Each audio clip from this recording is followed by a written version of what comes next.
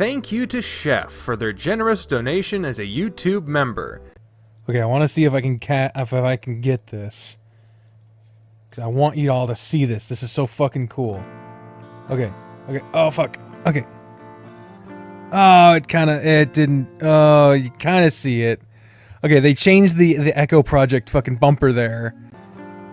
It's doing this cool. Look at this fucking. It's so fucking cool, dude. Look at this fucking title screen. I like how they're including like small animations on the title screens. This has come a long fucking way, especially considering fucking. I mean, Echo was in fucking 4x3. Shit. Anyway, we should fucking address what this is. Arches is the Echo sequel. This is Echo 2, essentially. This is not, to my knowledge, following up on specific characters from the first game, but what this actually is following two new characters. Well, you get to kind of see what... We're gonna fucking play it, right? But from what I know thus far, we got two new protagonists visiting a familiar scene in the town of Echo. It's been featured in... what, 5 fucking games now? Fucking love that this is a whole, like, universe now. It's fucking great. Time to inflict some more trauma upon ourselves. Are you ready? Oh, no, it's are you... Run. It's... the game is starting by telling us to fucking run. Run away! It's more of this. Oh...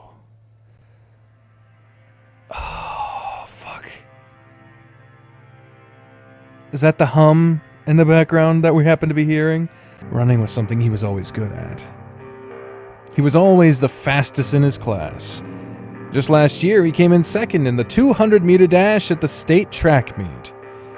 Just 8 months ago, a coach from the University of Pueblo approached him about joining the track and field team after graduation. Just last month, he realized he was the fastest freshman on the team. Just last week, he started to hang out with older men who could get him into Pueblo's gay bars. Just 3 days ago, one of these men spiked his drink.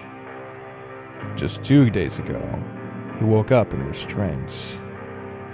Just yesterday, he was being tortured. Fuck! Well, let's just start right out the fucking gate. I mean,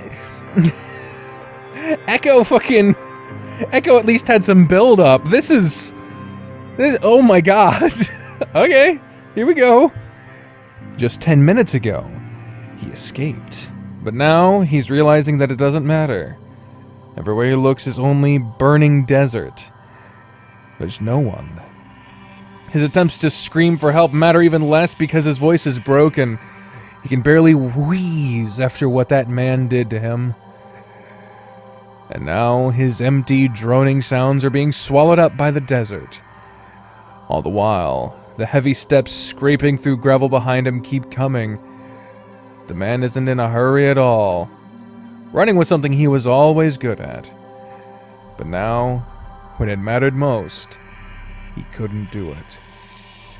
The fastest freshman at a D1 university was no faster than an old druggie. He definitely would have been if he had eaten anything over the past 3 days, if his ribs weren't broken, if he could see straight.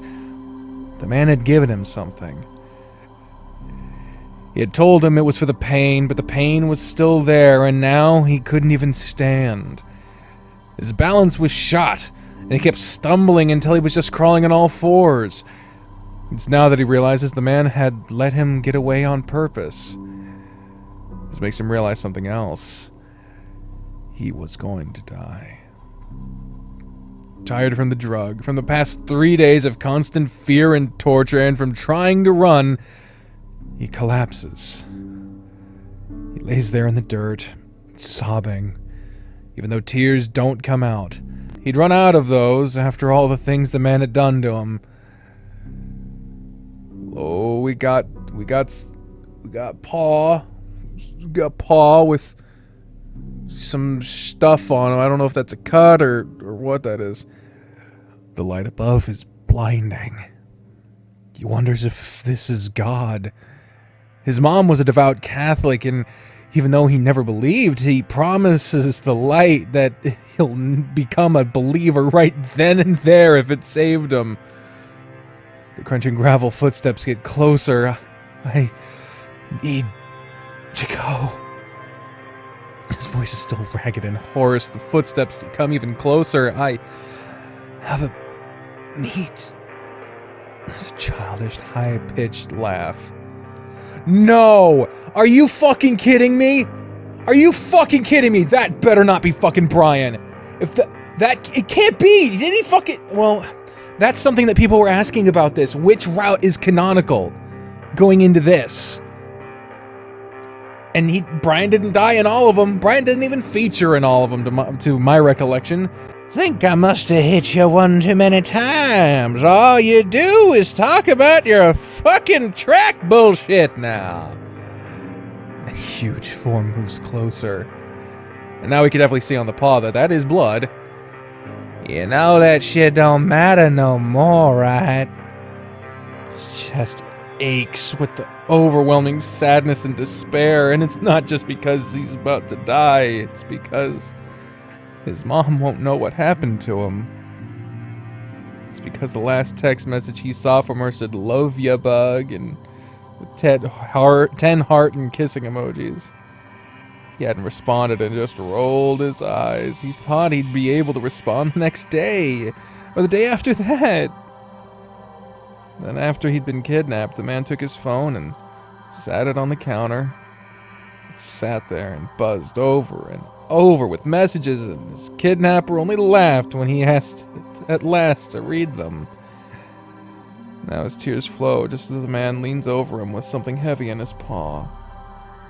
He hopes his mom is right about God. He hopes he can see her from the other side. Just so he can respond somehow. Oh! Oh, we got dots. Oh, shit. But there was nothing.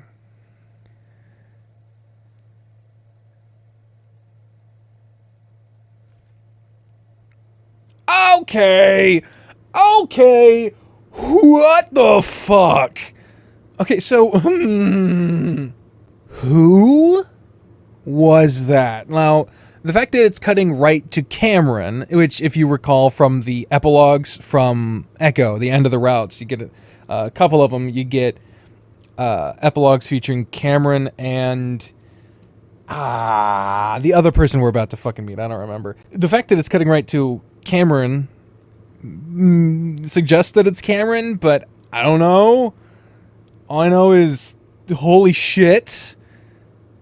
If ever there was a fucking way to, like, catch a reader's attention immediately, a good hook. Good hook, guys. Good fucking hook there. Fuck, okay. Cameron holds onto his seat tightly, the coyote's teeth rattling together with every pothole they hit. His boyfriend, Devon, that's the other person, Devon, doesn't seem bothered at all. The bear's paw on the wheel, with an elbow hanging out of the window. He had been singing loudly to the music playing through the car's Bluetooth speakers, and it wasn't until the cell phone service was lost that Devon finally seemed to notice Cameron's unease. Okay, so in the epilogue, I gave these guys these different voices, essentially Chester and fucking Cassius.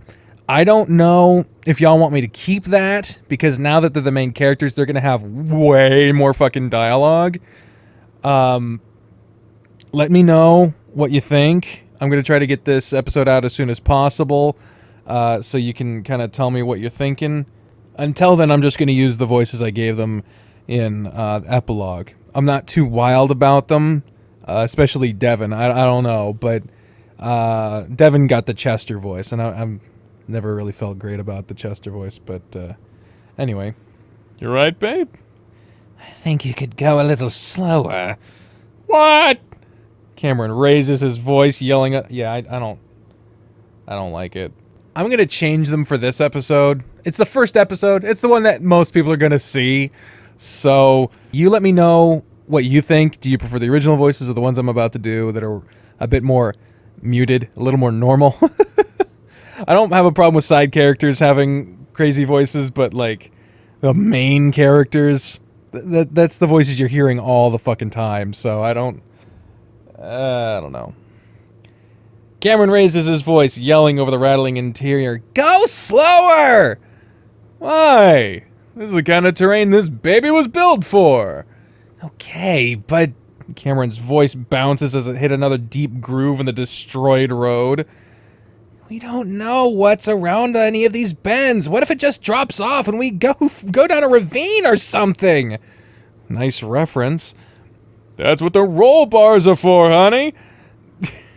And I'm pretty sure I'm about to chip a tooth. Aw, come on. You gotta admit there's something nice about feeling the road.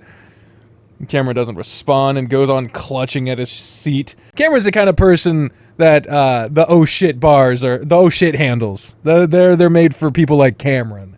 Comment down below if you if you also rely on the oh shit handles, or if you have no idea what I'm fucking talking about. Devon does slow down a bit though, more carefully maneuvering around the most broken up parts of the road. What happened to the road anyway? It's only been, 5 years? Flash floods, according to what I read online. Obviously no one's around for upkeep, so this is what happens. Oh yeah, I forgot how this state works. Dry as hell until a wall of watery death comes down the road during monsoon season. And Coyote tenses up as the bear makes another smooth but still sudden turn. And it's even hotter than I remember. How are you a coyote, Cameron? This is your climate. You know better than to say that. Just because I'm built for it doesn't mean I have to like it. Yeah, but you hate it in Fort Allen, too. It doesn't get ungodly hot there, though. I can at least deal with it. Well, the transfer to Bonneville City is looking good, so you won't have to deal with it much longer. Cameron shrugs. Milder weather would be nice, I guess. Devon grins. Nicer weather, nicer scenery, and nicer people. Everyone's a Mormon. Which is why they're nice. No one's living down here aren't. There's a big difference between the fundamentalist and the normal ones. The ones that baptize dead people and wear Jesus jammies under their clothes? Dev shrugs. Most religions are weird when you break them down like that. I'm just saying, whether it's magic garments or prairie dresses, they came from the same fucked up place. Devon doesn't say anything, and Cameron realizes how bitchy he sounds right now. Sorry, I just worry how they might look at us. It's harder to gauge people when they're all fake nice. Yeah, that's true. But look. Devon nods his head towards Cameron's window, and the coyote follows his gaze. The rocky, uneven landscape has opened up to a wide expanse of blue. Oh my god. Oh, Jesus, you have entered the lion's den, brother. That's Lake Emma, which means Echo is... Bear looks ahead, and the first thing that Cameron sees is a tall, rusty sign with letters on the top that he can't quite read from this distance. Below it is a small, shabby building, and below it are a few smaller, even shabbier buildings. Cameron wasn't sure what he'd feel like when he first saw the town. If the coyote really is what Devon thinks he is, then right now he'd feel all the awful, evil things that supposedly happened here. What the... Does he think that he's a medium? Are you a shaman in training? What are you thinking? Small, run-down buildings should be exuding the memories of their past, which would then be projected into his mind, but Cameron feels nothing. Of course, he kind of knew this would be the case, but he'd never been to a place that was famously haunted. Not like Echo, anyway. And so he worried just a little bit. Dev asked him in the past to go on his amateur paranormal investigations. All because the coyote could see things. To remind Dev, the proper word was hallucinate. The things he saw were manifested by his own mind. Oh God, you're... Oh God, this is not the place for that. There was no reason for him to give it fuel by going to some place supposedly haunted. Dev got the message pretty quickly and stopped asking. They'd still talked about all those interests he had, though. and Cameron realized that there was a lot more to Devon's interest in ghosts than just dumb fun. And even though he'd refused to entertain Devon's psychic bullshit, the bear still took care of him. He'd done so much for the coyote that Cameron was embarrassed to think about it sometimes. So when Dev got his chance to go to the place he'd wanted to go to the most, Cameron decided he had to go as well. He's doing this for Dev, to show his appreciation for everything that Dev had done for him. Still, Devon had been trying to make this seem more like a vacation of sorts. Like Cameron wouldn't be doing any investigations at all. He would need to talk to the bear and let him know that he was willing to do this for real, at least within reason. He also needed to tell him why he didn't like doing this. And that part might be hard. It doesn't look so bad for a ghost town, I mean. Looks can be deceiving. Hang on, gotta pull over for a sec. Why? Want to scout out the lake a bit before dark. And I also gotta take a massive leak. Cameron tries not to sigh, just wanting to get into the town so he can be sure that he doesn't feel anything. To really make sure that there's nothing to be worried about. He isn't worried about ghosts, but rather his own brain and what it might do. God, I know that feeling. The road becomes smoother and newer looking as they pull up to the lake. Golly gee, there it is. They were trying to turn this reservoir into a recreational spot right when it all happened. They both get out. Cameron's stretching his legs gratefully. Okay. Well, that pretty much confirms it. You can see the paws. Those look very, very similar to the ones that we saw in that either flashback or hallucination or whatever the hell. I will note right off the bat, this art style, very appealing to me. I like it. It's less unsettling than the Echo character art was. Way more cartoony. And I don't know how it's going to play with the tone of the visual novel that we're playing, but I'm willing to give it a shot. It's very pleasant to look at. I do like it. That's too bad. Kind of looks nice. And there's Devon. Look at him. Oh, man. Of course, that could also be his paws. Their paws look almost identical. But Devon is kind of huge and looks friendly as fuck. Look at him. Never thought that an Echo game could make me love a giant bear after fucking Brian, but look at it. He's so fucking nice. Yeah, this place has had a long string of bad luck. Bad luck is one way to put... Hold that thought, I'm gonna pee. He's so excited to piss. Good lord. There you go. Fucking... Oh, Christ. Cameron's sass is gonna be very enjoyable, I hope. Dev waddles away, clearly having held it until he almost couldn't anymore. Cameron shakes his head, remembering all the rest stops they passed on the interstate. Oh, we got some introspection. Introspective giant nose. With a sigh, Cameron leans up against the Jeep, staring out across the lake. This really isn't bad at all so far. Sure, they weren't in town yet, but all those dreams he had, all those terrible feelings, they seem silly now. They won't be in a bit. It's just a small, former town with a sad history. If his brain was going to manifest something out of this, that something would just be sad. Cameron knows that his hallucinations aren't real. He's known that since he was a kid, after he first saw a monster in a raincoat in his trailer home. He also knows that ghosts aren't real either. But Devon believes. Or at least he wants to believe. He wants it so badly. And he thinks Cameron can see him. That actually makes me a little uncomfortable. I'm also someone that deals with hallucinations, and I have schizophrenia and problems with various psychoses, so I'm particularly a little sensitive to the usage of mental illness in terms of paranormal stuff. I don't know. We'll see how it goes. We'll see what happens. Cameron knows there's something extremely perverse and wrong about his... There you go! See? I didn't even read the line. I didn't even read the line first, and they're addressing it right up front. Okay, because I want to be fair, because I gave another game some shit about not seeing the problem with that, and they're addressing it right here. Cameron knows there's something extremely perverse and wrong about his disorder being used like this. I have a feeling there's a but coming. Devon's also aware of this. Good. Painfully aware. Good. To the point that Cameron was able to tell days in advance that he was going to ask him about taking him on this trip. Okay, so they're addressing it. Good. You know what?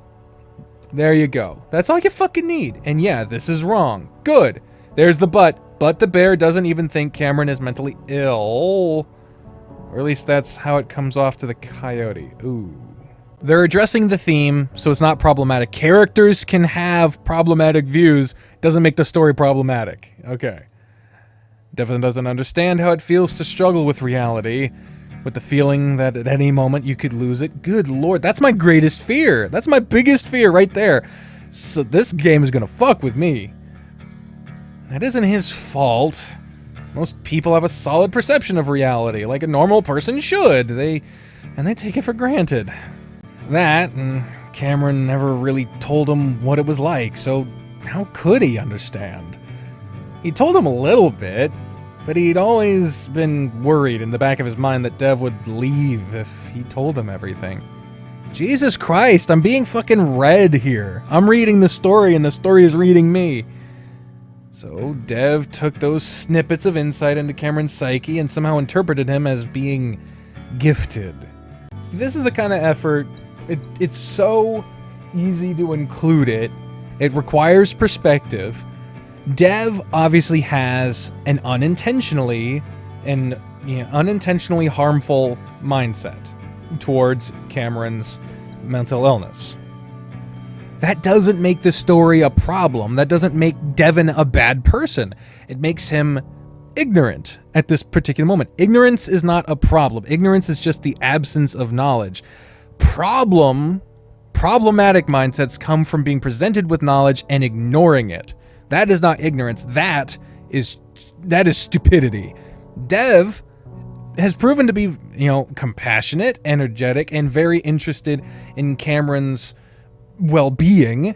So, yeah, I don't see Dev as a bad person from this, and I don't see the game as being bad in terms of representing a mental illness thus far. It could take a turn, but that's all it needs. That's all a story needs, is to acknowledge a dynamic that they understand the sensitivity of mental illness, and then you can do whatever you want. Yeah, Dev has a problem right now.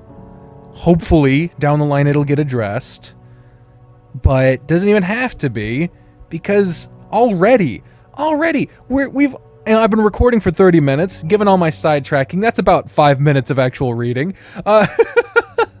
That is already enough to make me feel like I know these characters way more than if they were just like, nah, it's mental illness, it's just you're good at seeing ghosts. It had been over 5 years at this point, and Dev had seen Cameron at his worst, at his absolute craziest, and somehow he'd stuck around and still believed the coyote was just a normal guy with some personal issues. Cameron hugs himself a little tighter, realizing that now is the time to really talk about it. And then after this, they can have a fresh start in Bonneville. There's Devon. Whew, I'm at least 3 pounds lighter after that. Jesus. While I don't mind taking a piss in the wilderness, I'm not doing anything more than that. Yeah, I was kind of hoping that there would be a porta potty or two around here, but it looks like we're gonna have to dig some holes. Oh god, fucking Devon. Devon wears his emotions on his sleeve. Holy hell. Very expressive. Oh my god, Dev!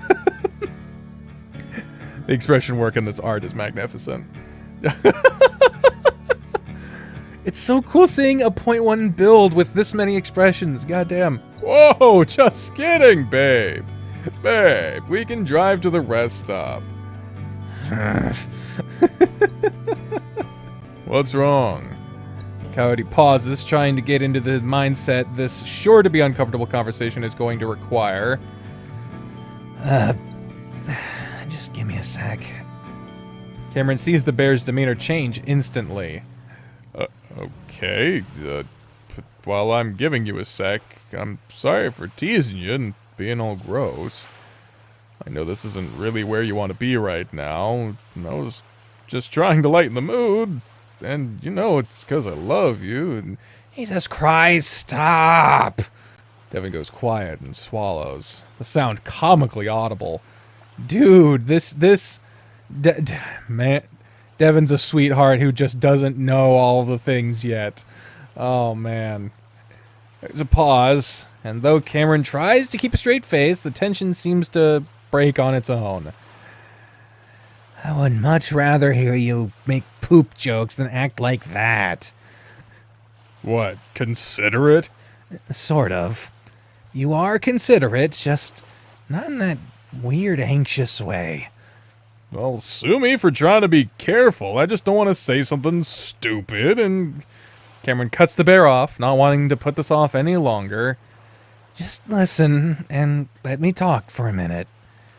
I know you haven't said it, but let's just get out in the open that I know you wanted me to be here for more than just company. I'm not that stupid. And I just want to say that I don't think this is a good idea because what I have is a mental disorder and not an ability. I know I shouldn't think of it that way, but I researched it and I just don't think it lines up with you having a mental... Dev cuts him off as Cameron sighs deeply. Dev cuts himself off, sorry, as Cameron sighs deeply. Please don't. I'm sorry. But what's important is if this helps you, whether I think it's real or not. You've done a lot for me, and I want to be able to do something for you. No, what I think doesn't matter. What's most important is... So, I'm gonna do it. I'm gonna be your psychic for the weekend. Wait, really? Dev, I'm not spending the whole time role-playing like we're having a good, innocent time in that murder town. But I don't want to make you do something you don't... Oh, I want to. I might not like it, but I want to do it, if only for you. Cam... Nope, I've made my decision, and I'm doing it. But just this once. If you're sure, but please don't put me ahead of you. And I did some research on that forum you linked me to a few years back, so my sixth sense is primed and ready. That seemed to finally snap Devon out of his reluctance. Wait, seriously? There's so many people like you on that forum. Did you... Listen, I want you to find your answers, I really do, but I think the worst thing I could do is lie to make you feel better. I'm going to be completely honest about everything, whether or not I see something. Of course, that's what I want. And that's why you shouldn't be getting your hopes up right now. I'm just telling you that I'm gonna try. The bear stares at Cameron for a few seconds, just smiling. What? I'm just glad I met you. And that we're together, and that you're here with me. Devon wraps an arm around Cameron, pulling him into his side, and they both lean back against the Jeep. Aw. Hey, look! Kind of a mirroring. Does that say vote person? Vote person for president. But yeah, it is kind of a take on the sitting by the truck by the lake picture. Which is very nice. Very nice. But seriously, if you ever feel like, I don't know, you're just not into it, just let me know. Well, as long as you're not expecting anything, I think it'll be alright. Yeah. Dev goes on grinning and Cameron narrows his eyes. Because I'm getting the feeling that you're expecting a lot. Dev pauses, seeming to think. Well, I'm also happy that you're being more open like this. I'd always felt like you didn't want to talk about it. Cameron also thinks. I guess I just didn't want to be told that what I see must mean something, you know? God, they have so many different expressions. I love this. Yeah, that would get old pretty fast. But since we're talking about it now, does it not? Like, some of the things you mentioned don't make sense, like the raincoat creature, or what about your old friend who, you know... Got shot in the head after I hallucinated that someone shot him in the head?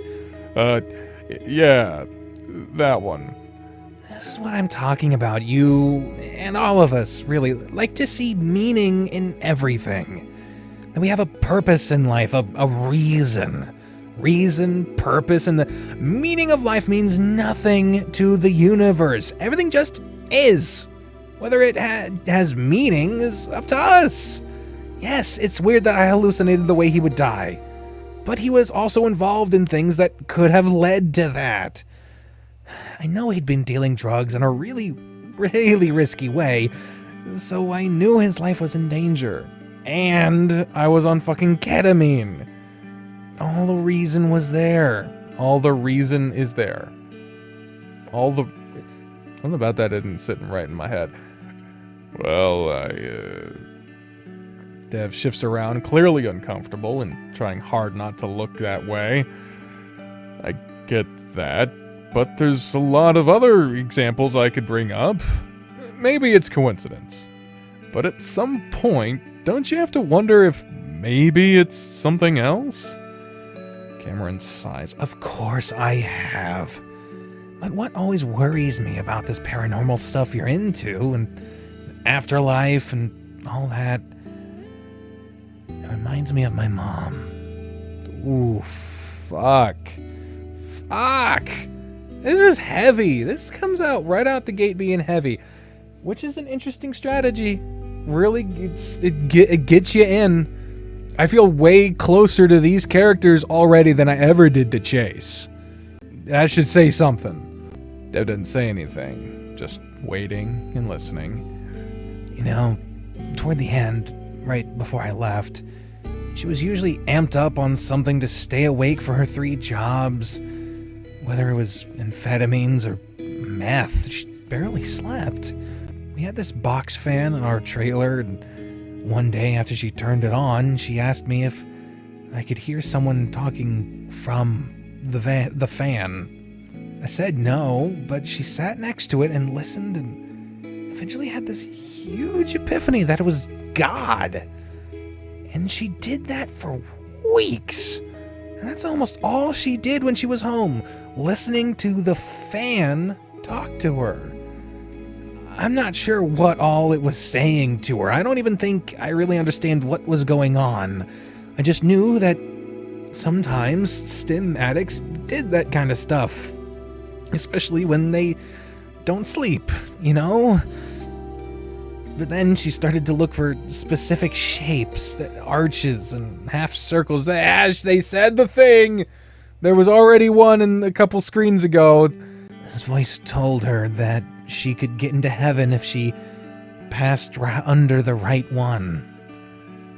But the voice also told her that Satan would trick her with fake ones to make the real one harder to find. She pointed these out to me, and how there were so many, and yeah, they were there, and when you look for these patterns for something as simple as the shape of an arch, Cameron traces a finger along the arch of the wheel he's leaning against. You're gonna find them. Eventually, she told me everything was warped. I guess she was so fucked up that these shapes just popped out at her. Like her brain was highlighting them and she couldn't ignore them.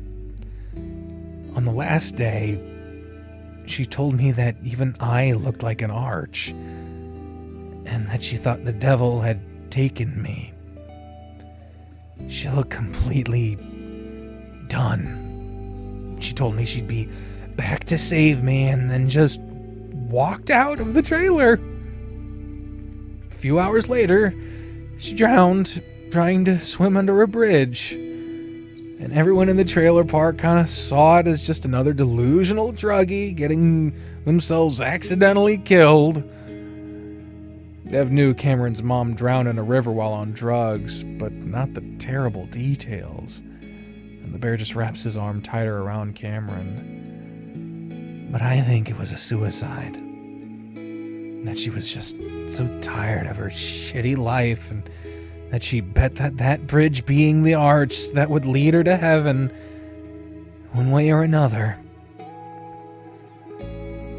So that's why I worry about following these patterns. Even if it's just something like looking for UFOs or ghosts. Yeah, I think the meth and lack of sleep pushed her over the edge, but is there something genetic there too? What if I'm predisposed to it? I haven't used since the second month after I met you, but I still see that shit. I still see shit. There you go. I'm just not delusional. At least not yet, but I worry. Dev clears his throat. I would never let that happen to you. I know I say stupid shit about it, but I know it can be dangerous. And I'm always looking out for you. Honestly, it's nice to hear that. Because just letting my mom sit next to a fan for 3 hours straight every day, feeding on her delusions, was the dumbest thing I've ever done. But I was high on my own drug of choice because I just didn't care. But the thing is, even through that hell she was in, she cared. I took too much a few times, and even though she was listening to her fan in her own world, sticking post-it notes to all the shapes she saw, she still noticed right away when my breathing wasn't right, and I woke up to her spraying Narcan up my nose. Cameron sees Devon tilt his head and question, it counteracts opioid overdose. But the thing is, my mom didn't like opioids because they made her nauseous. So that means she got those nasal sprays just for me. Just in case. Even when I thought she was too absorbed in her own world to care. So it hurts to think about that night. How I just let her walk out of her trailer like that. Cameron takes another deep breath. He hadn't planned to even talk about his mom, but it just came out. Sorry, I'm rambling. Do not be sorry. But it's part of why I am the way I am. I know my symptoms don't perfectly match up with what you've researched on the internet, but they're close enough. And honestly, maybe you're right. Maybe there's more after we die, and somehow I can help you find it. But if things go south, and if something's wrong with me, pull me back. Thinking about the shape of an arch still makes me feel sick. Like a reminder of what happened to her and what could happen to me. Wordlessly, Devon pulls Cameron into a hug. The coyote presses his head against his chest. At that moment, Cameron realizes then why so many people love their therapists. He'd always worried that Devon would get too weirded out by what happened when he was a teenager, that Devon would finally see all of his closet skeletons, neglectful, neglected, abusive, abused, and so hopelessly addicted, just like his mother. Definition of trailer trash. Cameron was all those things at some point in his life, and he knew that didn't matter to Devon. God damn. Okay, so that's what I meant. There's an arch right there, and I wonder if they're going to include arches. There's a dick. I just noticed. Did you see the dick? Holy shit, there's a dick. Look, it's right on the left side of the screen in the rocks. There's 2 balls and a fucking dick. Man, if ever there was a way to get us out of the fucking funk. Holy hell, there's just a whole ass penis right there. All right, so let's unpack that. There was a lot there. Not the least of which, remember in the smoke room, they mentioned specifically that opioids fuck with people that deal with what in Echo is referred to as the hum. So there's that. There's that there. Like I said, there's also the arch that's... I wonder if they're going to try to sneak that into every CG. That would be interesting. And holy shit, that was a lot to fucking process right there. I grew up in a trailer too, and